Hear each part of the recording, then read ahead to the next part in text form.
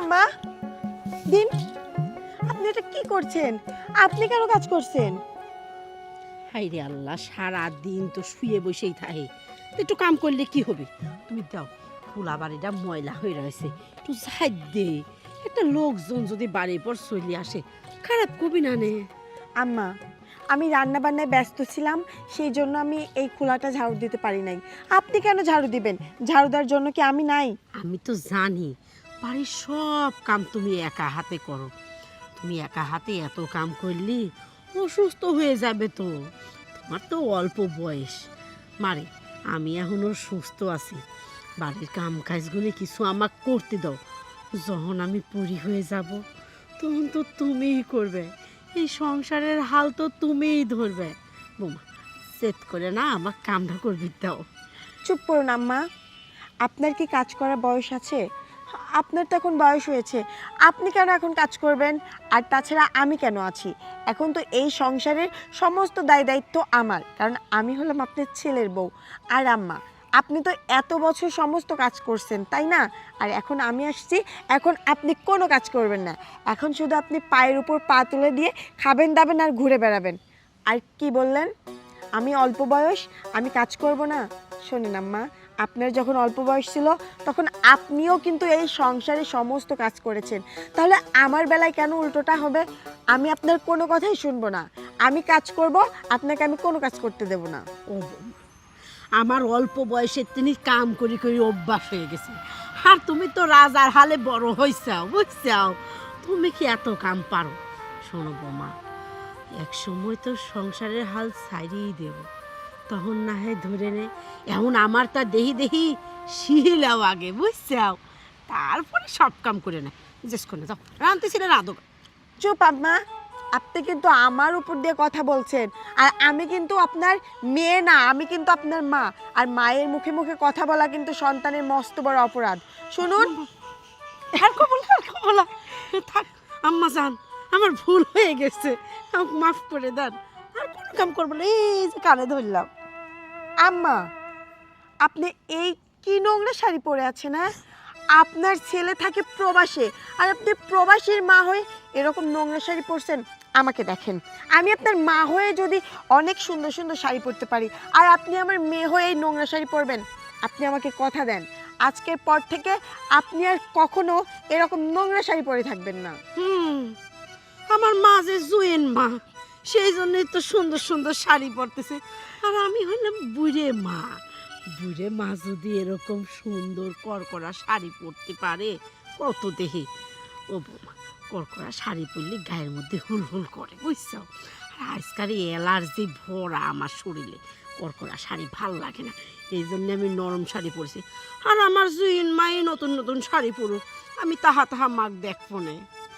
না আম্মা, এটা হয় না। এই সংসারে যদি ভালো থাকতে হয়, দুজন একসাথেই ভালো থাকবো, আর যদি মন্দ থাকতে হয় একসাথেই মন্দ থাকবো। শুনুন, আমি ভালো শাড়ি পরে থাকবো আর আপনি এই নোংরা শাড়ি পরবেন, এই কথাটা যদি আপনার ছেলের কানে যায়, আপনার ছেলে আমাকে ভুল বুঝবে। না না, আমি তো তা হতেই দেব না।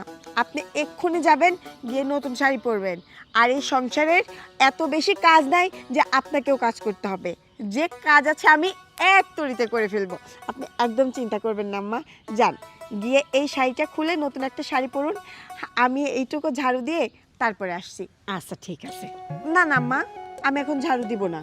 এখন তো দুপুর হয়ে যাচ্ছে, আর এটা তো আপনার ঘুমের সময়, তাই না? এখন আমার কোনো কাজ নেই। এখন আমার একটাই কাজ, আপনাকে সুন্দর করে শোয়াই দিয়ে রুমের ফ্যানটা ছেড়ে দিয়ে আপনার পা দুইটা আমি টিপে দেবো, আর আপনি ঘুমাবেন। চলেন, আরে আসুন না। কি সেট করে দেখ তো দেখি। তুমি আমার ময়নাটিয়া, তুমি আমার শালিক, তোমার হাজবেন্ড প্রবাসে, আমি তোমার মালিক। বাবা, আজকাল দেখছি তুমি কবি হয়েও যাচ্ছ। ওই যে কথায় আছে না, প্রেমের স্পর্শে নাকি সবাই কবি হয়ে ওঠে।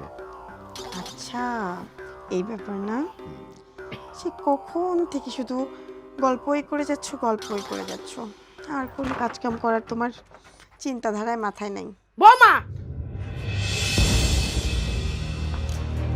সি সি সি সি সি সি, এইসব কি?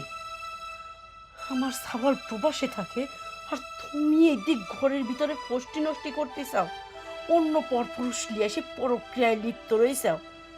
বৌমা, এই কাজটা কিন্তু তুমি মোটেও ঠিক করোনি। ছি। আম্মা, আসলে আমার ভুল হয়ে গেছে, আপনি আমাকে ক্ষমা করে দেন। না না, এটা তো ক্ষমা করার মতো কোনো কাজ না যে আমি চাইলেই তোমাকে ক্ষমা করে দেব। তুমি কি ভাবিসাও আমার ছাওয়ালের টাকা ধ্বংস করবে, অন্য ছাওয়াল নিয়ে তুমি ঘরের ভিতর ফষ্টি নষ্টি করবে, আর আমি তোমাকে ক্ষমা করে দেব? কোনো সময়ও না। এই জিনিসটা যদি আমি তোমার প্রশ্রয় দেই, তুমি আরো বেশি বেশি করে করবে। না, আমার প্রশ্রয় দেওয়া তো চলবে না। আমি আমার জীবনের কাছে সব কই দেব। না না যাতে আম্মা, আমার জীবন তোমার কোনো ব্যবস্থা নিতে পারে। আম্মা, আম্মা, হ্যাঁ আপনার দোহাই লাগে আম্মা, হ্যাঁ আপনি এই কাজটা করবেন না। আপনি যদি জীবনকে সব কিছু বলে দেন, জীবন আমাকে বাড়ি থেকে বের করে দেবে আম্মা। হ্যাঁ আপনি জীবনকে বললেন না। জীবন বাড়ির থেকে বাইর করে দিবি, এখন সেই ভয় পাচ্ছ? আর এই নোংরামি করার আগে ভয় করেনি যে নোংরামিটা করবো না, আমার জীবন, আমার শাশুড়ি জানতে পারলে সমস্যা হবে? না, তা তো ভয় করেনি। আর যার লজ্জা নেই তার ভয়ও নেই। এক মুহূর্ত আমি দেরি করবো না, এক্ষুনি আমি জীবনের কাছে করে দেবো।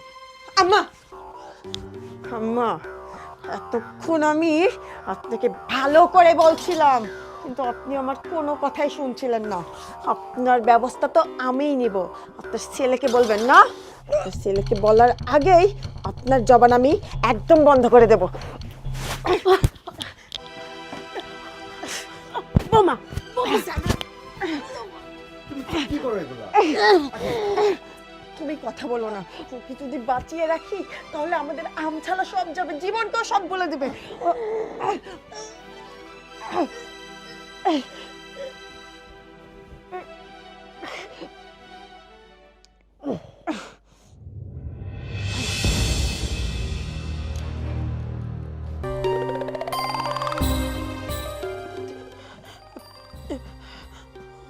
ওগো, এখন কি করব? এই বইটা তো একদম মরে গেছে। এখন এর লাশটা কি করব? এই লাশ যদি কেউ টের পায় তাহলে তোমার ফাঁসি হয়ে যাবে। একবার ভাবছো? এখন কি করব? তুমি কিছু বলো না। একটা কাজ করা যেতে পারে, আমরা পরীটাকে হাসপাতালে গোপনে রেখে আসবো। তাহলে তো কেউ জানতেও পারবে না যে পরীটা হাসপাতালে কিভাবে গেল। আর হাসপাতালে যদি লাশটা কেউ পায় তাহলে তো তোমার দোষ হবে না। তুমি একটা কাজ করো, যাও বাইরে যাও, দেখো কেউ আছে নাকি, আমি এদিকে ব্যবস্থা করতেছি। আচ্ছা ঠিক আছে, আমি গিয়ে দেখছি কেউ আছে কিনা। আচ্ছা ঠিক আছে।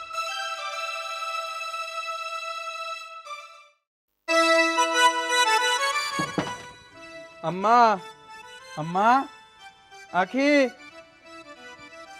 আম্মা। কে? জীবন, কেমন আছো তুমি? আমি অনেক ভালো আছি। তুমি হঠাৎ করে দেশে চলে আসলা, তুমি তো আমাকে কিছুই বললা না। না, ভাবলাম যে বাসায় গিয়ে তোমাদেরকে সারপ্রাইজ দেব, এই জন্য আর কি জানাইনি। আচ্ছা, তুমি তো দেখে অনেক শুকায় গেছো, ঠিক মতো খাওয়া দাওয়া করো না। ধুর পাগল, কোথায় শুকাই গেছি? আসলে তুমি তো আমাকে অনেক দিন এরকম সামনাসামনি দেখো না, সেই জন্য তোমার এমন মনে হচ্ছে, কিন্তু তুমিও কিন্তু অনেক শুকায় গেছো। কি বলো, আমি তো আরো মোটা হয়ে গেছি। আচ্ছা তুমি আসলা, আম্মা কই? আম্মা বাসায় নেই? না তো। আম্মা বাসায় নেই, আম্মা কোথায় গেছে? আমার আমার তো মামারে বাসায় গেছে। মামাদের বাসায় গেছে? আচ্ছা, আম্মা একজন বৃদ্ধ মানুষ, অসুস্থ ব্যক্তি, তুমি তাকে একা একা নানির বাসায় পাঠাইছো, মানে তুমি যেতে পারলা না? আমি কিভাবে যাব? পাগলের মতো কেন কথা বলছো? হ্যাঁ, এই ঘর বাড়ি ফেলে রেখে আমি যদি তোমার মাকে নিয়ে তোমার নানির বাড়ি গিয়ে পড়ে থাকি, তাহলে সংসারটা কে দেখবে? হ্যাঁ, কে দেখবে? বাড়িতে তো অনেক কাজ কাম আছে, তাই না? শোনো, মায়ের তো এখন অনেক বয়স হয়েছে, সবসময় কি এক বাড়িতে থাকতে চায়? আমার নিজেরই খারাপ লাগে। আমারই মাঝে সাঝে মনে হয় আমি বাপের বাড়ি গিয়ে 1 মাস থেকে আসি, কিন্তু ওই যে আম্মাকে একা রেখে আমি যাইতে পারি না। আর আম্মাও আমাকে রেখে যাইতে চাইলো না, কিন্তু আমি যাইনি। বললাম যে আম্মা, আমি সংসার দেখি, আপনি যান, আমি আপনাকে গিয়ে নিয়ে আসবো। পরে আম্মা গেছে। সেটা তো বুঝলাম, কিন্তু পথে যেতে যদি কোনো একটা বিপদ হয় তখন কে দেখবে তুমি বলো?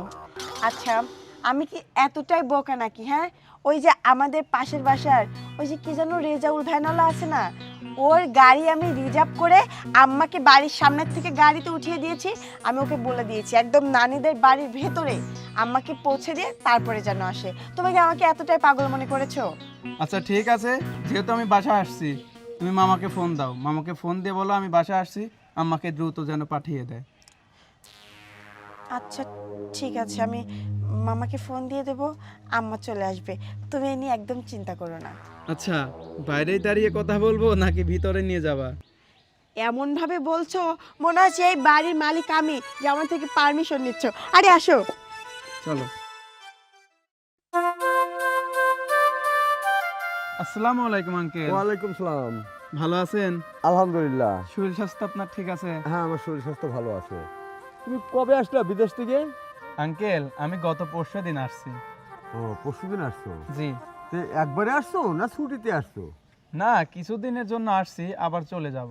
ও আচ্ছা, আমি তোমার কাছে একটা কথা জিজ্ঞেস করি। জি আঙ্কেল, বলেন। তোমার মার কি হয়েছে? কেন, মার কি হবে? মা তো ঠিকই আছে। না, অনেক দিন থেকে তোমার মাকে দেখছি না। ও এই বিষয়, আম্মা তো মামাদের বাসাতে গেছে। না, তা যাক, সেটা ঠিক আছে, কিন্তু প্রায় 1 মাস আমার চোখে পড়তেছে না, তার দেখা পাচ্ছি না। 1 মাস দেখা পাচ্ছেন না?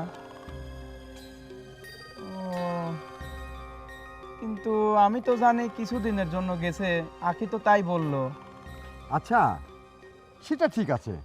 আচ্ছা, তোমার বউ তোমার মার কি যত্ন নেয়, সেবা যত্ন করে? হ্যাঁ, যত্ন তো নেয়। আমার বউ আমার মার প্রতি যে যত্নশীল, এলাকার মনে হয় যে আশেপাশে 2-4টা বউ আমার মার যেরকম সেবা যত্ন করে, কোনো বউ সেরকম সেবা যত্ন করে না। ও না, করলে ভালো। শাশুড়ির যত্ন করে তো খুব ভালো কথা, মঙ্গলের কথা, কিন্তু অনেক দিন যাবত না আমার নজরে পড়তেছে না তোমার মা। একটু খোঁজ নিয়ে দেখো তো, আবার ওখানে যাও অসুখ বিসুখ হয়নি তো? আচ্ছা ঠিক আছে আঙ্কেল, আপনি যখন এত করে বলতেছেন আমি বিষয়টা দেখব। আচ্ছা ঠিক আছে, আমি এখন আসি। হ্যাঁ, আচ্ছা আঙ্কেল, আসসালামু আলাইকুম। ওয়ালাইকুম আসসালাম। ব্যাপার, আম্মা নানির বাসায় 1 মাস গেছে, আম্মা তো 2-3 দিনের বেশি কোনো জায়গা থাকার লোক না। বিষয়টা তো আমার ভাবে দেখতে হবে। শোনো না, তোমার সঙ্গে এভাবে প্রতিদিন এসে দেখা করি, ওটা যদি ধরা খাই তাহলে কি হবে বুঝতে পারছো? আরে আমি কি এত বোকা নাকি যে জীবন যখন বাড়ি থাকবে তোমাকে আমি ডাকবো? আমি এতটাও বোকা না। জীবন নাই জন্যই আমি তোমাকে ডেকেছি।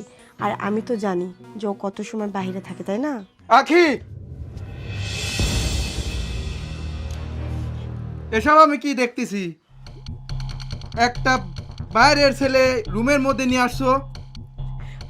আসলে জীবন, তুমি আমাকে ভুল বোঝো না। হ্যাঁ শোনো, ও হচ্ছে আমার বেস্ট ফ্রেন্ড। চুপ! ও যদি তোমার বেস্ট ফ্রেন্ড হয় তাহলে তো তোমার বেডরুমে কেউ করে?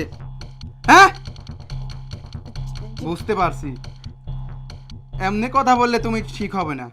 আজকে তোমাকে মেরেই ফেলবো। জীবন কি করো এগুলা? জীবন, ছাড়ো তো, মরে যাবে। জীবন আমার লাগছে, ছাড়ো। তোকে আজকে আমি মেরেই ফেলবো। জীবন কি করো? ও তো মরে যাবে। জীবন, জীবন এটা কি করছো তুমি? জীবন ওকে ছেড়ে দাও। আমার বউয়ের সাথে পরকীয়া করিস, আজকে তোকে আমি মেরেই ফেলবো। হারামির বাচ্চা।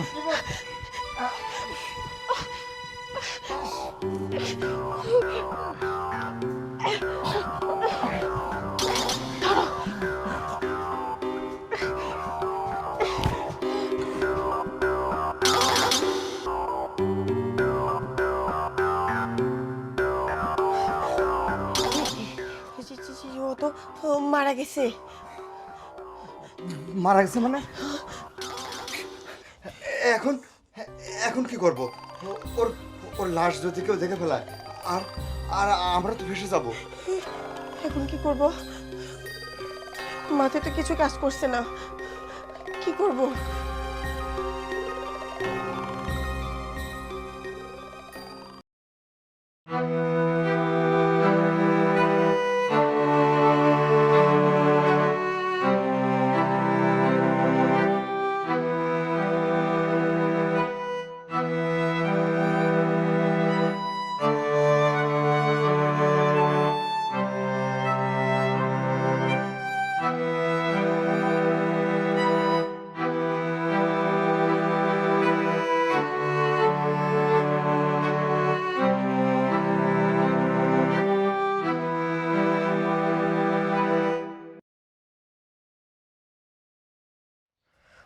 সারা দিন চলে গেল, এখন রাত হয়ে গেছে।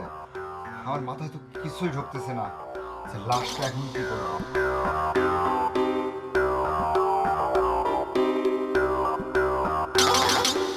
শোনো, আমার মাথায় একটা বুদ্ধি এসেছে। কি বুদ্ধি? আমি বলছি কি, ওকে কবর দিয়ে দিই। হ্যাঁ, এখন রাত হয়ে গেছে, এটাই সুযোগ। ওকে কবর দেওয়াই ভালো হবে, তাহলে একটা কাক পক্ষেও জানবে না। চলো, আর দেরি না করি, ওকে আমরা কবরে দিয়ে দিই। চলো। ধরো।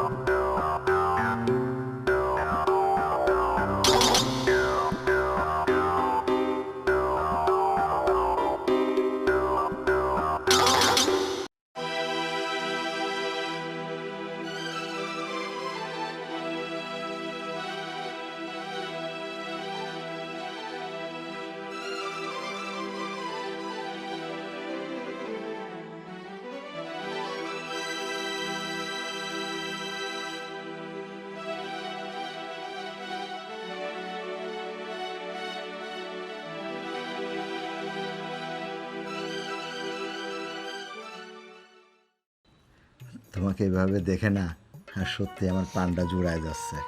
আমার কত দিনের শখ ছিল যে তোমাকে আমি আমার বউ হিসাবে দেখতে পাবো। আমারও আজকে অনেক ভালো লাগছে। জানো, আজ আমাদের দুজনকে বাধা দেওয়ার মতো কেউ নেই।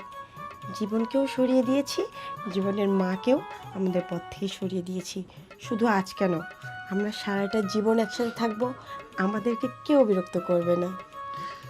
ঠিকই বলেছ, সত্যি আগে তো তোমার কাছে আসতেই পারতাম না, কেমন যেন মনের কাছে বাধা বাধা লাগতো।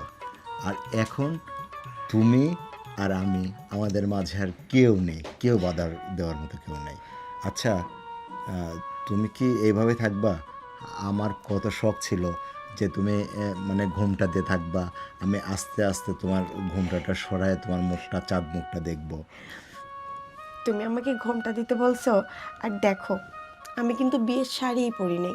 এমনভাবে আমরা বিয়েটা করছি যে মার্কেট করব সে সময়টুকু পাইনি। শোনো, আমাকে কিন্তু কালকে মার্কেটে নিয়ে যাবা, নিয়ে গিয়ে আমি যে শাড়িটা পছন্দ করব আমাকে কিন্তু সেটাই কিনে দিতে হবে।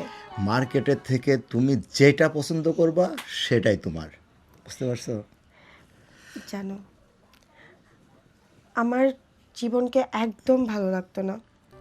ওকে কিন্তু আমি ভালোবেসে বিয়ে করি, কিন্তু দেখো ভালোবেসে বিয়ে করার পর ও আমাকে রেখে ওই দূর প্রবাসে চলে যায়। বলো আমার কি সেই বয়সটা আছে যে আমি স্বামীকে রেখে থাকবো? নতুন বউকে রেখে কেউ প্রবাসে গিয়ে থাকে? আমি জানি না জীবন কিভাবে থাকতো। বিশ্বাস করো আমার খুব কষ্ট হতো, আমি রাতে একা একা ঘুমাইতে পারতাম না।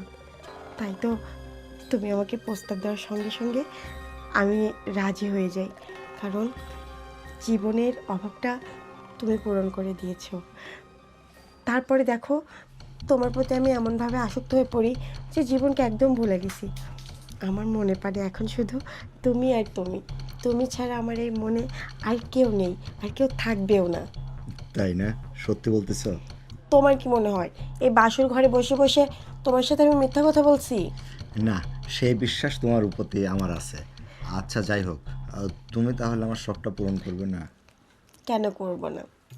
যাকে পাওয়ার জন্য আমি এত কিছু করেছি, আর তার এই সামান্য এই শখটুকু আমি পূরণ করব না? এই যে আমি এক্ষুনি ঘোমটাটা নামিয়ে দিচ্ছি, এবার তুমি আস্তে আস্তে ঘোমটাটা তুলে আমার মুখটা দেখবা। হ্যাঁ, তুমি চোখ বন্ধ করো। আমি যতক্ষণ তোমার চোখ না খুলতে বলবো ততক্ষণ কিন্তু তুমি খুলবা না, ঠিক আছে? আচ্ছা ঠিক আছে, এই যে আমি চোখটা বন্ধ করলাম। আচ্ছা।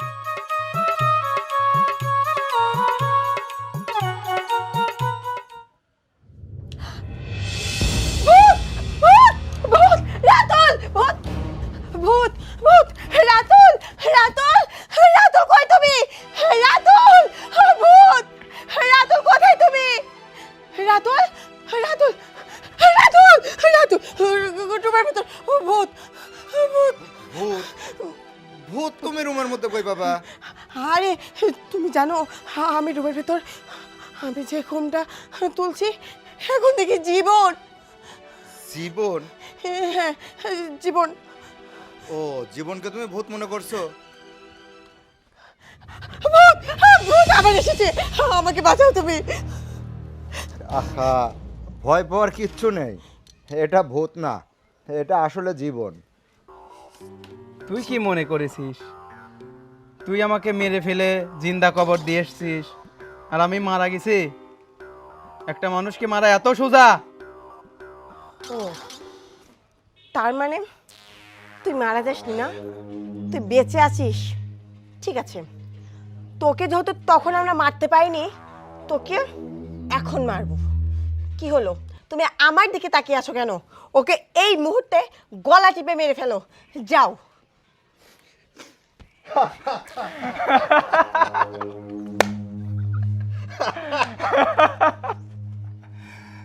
তুই কি ভাবছিস তুই বলবি আর ও আমাকে মেরে ফেলবে? রাতুল, জীবনে এগুলো কি বলছে? তুমি আমার কথা কেন বুঝতে পারছো না? ওকে যদি তুমি এখন বাঁচিয়ে রাখো তাহলে আমাদেরই ক্ষতি হবে, কারণ আমরা যে ওকে এর আগে মারার চেষ্টা করেছি এটাও সবাইকে বলে দেবে, তারপরে আমাদের জেল ফাঁসি সব হয়ে যেতে পারে। তুমি ওকে এক্ষুনি মেরে ফেলো। চুপ! ও আমাকে মারবে না, কারণ ওকে তুই চিনিস? ও হচ্ছে আমার বড় ভাই, আর ও আমার বড় ভাই কিভাবে হয় তা জানিস? ওনার কোনো বাবা মা নেই, ছোটবেলা থেকেই আমার বাবা ওনাকে আমার বড় ভাই হিসাবেই মানুষ করেছে। আর তুই কি না তার সাথে ষড়যন্ত্র করে আমাকে মারার চেষ্টা করেছিস? এই সবের পিছনে ছিলাম আমি, এই সব প্ল্যান করছি আমি শুধুমাত্র তোর চরিত্র প্রকাশ করার জন্য। কিন্তু আমরা তো তোমাকে কবর দিয়ে এসেছিলাম, তুমি বেঁচে ফিরলা কিভাবে? হ্যাঁ, তুই তো ভাবছিলি আমাকে কবর দিয়ে তুই সুখে সংসার করবি, কিন্তু কিভাবে আমি বেঁচে ফিরলাম তুই শুনতে চাস? হ্যাঁ আমি শুনতে চাই যে তুমি কিভাবে বেঁচে ফিরলা। তাহলে শোন।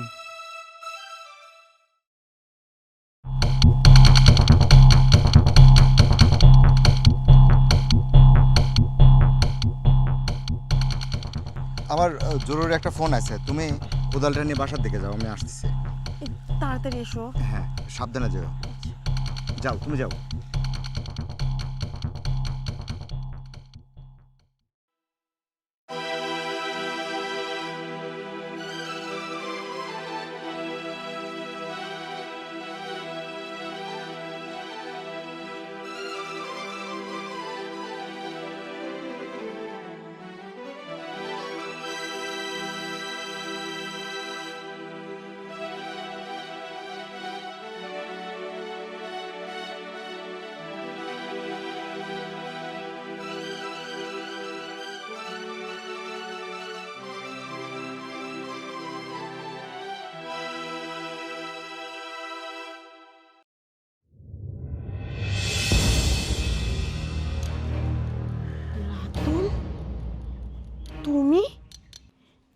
আমার সঙ্গে এত বড় বেইমানি করতে পারলা?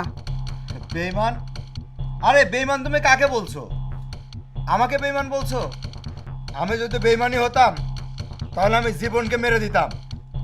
আর জীবনের বাবা আমাকে অনেক ছোট থেকে লালন পালন করছে, যার কারণে আমি জীবনের সঙ্গে এত বড় বেঈমানি করতে পারি নাই। শুধু এইটাই না, সারপ্রাইজ তোকে আমি আরেকটা দেব। মানে? আম্মা, আম্মা এইদিকে আসো।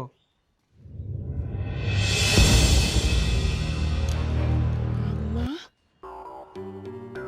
আম্মাকেও তো আমরা মেরে ফেলেছি, তাহলে তাহলে আম্মা কিভাবে বেঁচে উঠলো? রাতুল, তুমি আর আমি দুজনে মিলেই তো আম্মাকে মারলাম। আর তুমি না বললা যে আম্মার লাশ তুমি হাসপাতালে রেখে আসবা, তাহলে আম্মা কিভাবে বেঁচে ফিরলো? হ্যাঁ, আমি তো তোমাকে এভাবে বলছিলাম। আসলে তোমার আসল রূপ যাতে সবার সামনে প্রকাশ হয়, তার কারণে আমি এই প্ল্যানটা করছিলাম। আসলে সেদিন তোমার শাশুড়িকে আমি নিজে হাতে বাঁচাই। শুনবা সেই কথা? শোনো তাহলে।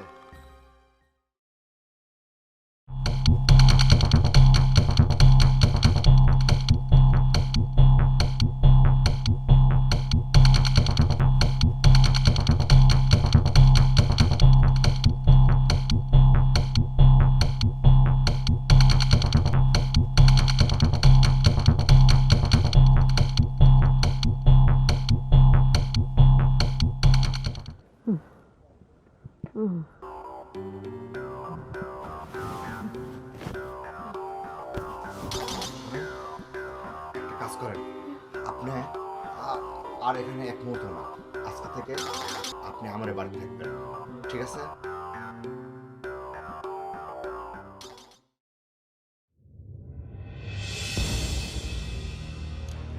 তাহলে বুঝতে পারছো তোমার শাশুড়ি কিভাবে এখন বেঁচে আছে?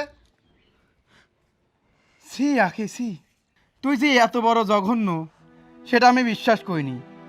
প্রথম থেকেই তোর উপর আমার সন্দেহ ছিল, তাই আমি ভাইয়ের সাথে এতগুলো প্ল্যান প্রোগ্রাম করি।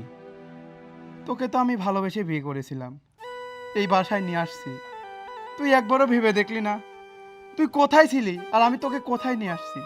তোকে আমি এই পরিবারে রাজরানী করে রাখছি। তুই যখন যা চাইছিস তখন আমি তাই দিয়েছি, শুধুমাত্র আমার আম্মা আর তোকে ভালো রাখার জন্য। আর তুই তুই এত খারাপ যে ভাইয়ের সাথে মিলে এরকম প্ল্যান প্রোগ্রাম করতে পারলি? শোন, তুই যে পাপ করছিস সেই পাপের কোনো ক্ষমা নাই। আর তুই আমার আম্মার সাথে যে অন্যায়টা করছিস সেই অন্যায়ের তোর ক্ষমা নাই। এর জন্য তোকে শাস্তি পেতে হবে। জীবন, আসলে যে আমি বুঝতে পারিনি যে রাতুল আমাকে ভালোবাসে না। রাতুলের এটা একটা সাজানো প্ল্যান। আমাকে তোমরা ক্ষমা করে দাও। আমি আমি তোমাদের কাছে ক্ষমা চাচ্ছি। আমি কথা দিচ্ছি আমি আর এই জঘন্যতম কাজ কখনোই করব না। থামো, অনেক কইছ, জঘন্যতম কাজ করবে না। তুমি ভুল করে ফেলাইছ। এটা কি ভুল? এটা হচ্ছে অপরাধ। তুমি দুইটা জীবন শেষ করে দিতে লাগেছিলা। আল্লাহ বাঁচানোর মালিক, তাই আমরা দুইজন বাইসে আছি। নাহলে তুমি যেই প্ল্যান করেছিলা না, আমারে তো বাঁচার কথা না। তুমি কি ভাবিছ? কি ভুল যে হাতের থেকে একটা থালা বাসন পড়ে গেল, হঠাৎ করে ভাঙে গেছে।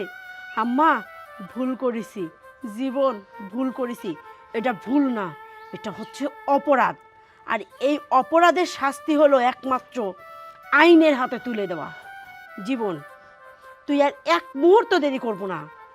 এই মেয়েকে যদি তুই ছাড়ে দিস, ঠিক অন্য জায়গায় গিয়ে বিয়ে করবি। আর বিয়ে করে ঠিক এই একই কাজ করবি। এর ভিতরে আছে খালি লোভ আর পাপ। পাপ আর লোভে দিয়ে এর ভিতরটা ভরা। জীবন, তোরা দুইজন মিলে এক পুলিশের কাছে দিয়ে আয়। যা, থানায় গিয়ে দিয়ে আয়। হ্যাঁ আম্মা, তুমি ঠিকই বলেছ। এই রকম একটা খুনি মেয়ের সাথে আমি সংসার করতে পারবো না। আমি যদি ওকে ছেড়েও দেই, ও অন্য জায়গায় গিয়ে আবার সেই একই কাজ করবে। ওর একটাই শাস্তি, ওকে পুলিশের হাতে তুলে দেব। ভাইয়া ধরো ওকে। না না, জীবন, রাতুল, আমার সঙ্গে এমনটা করো না, আমাকে ছেড়ে দাও।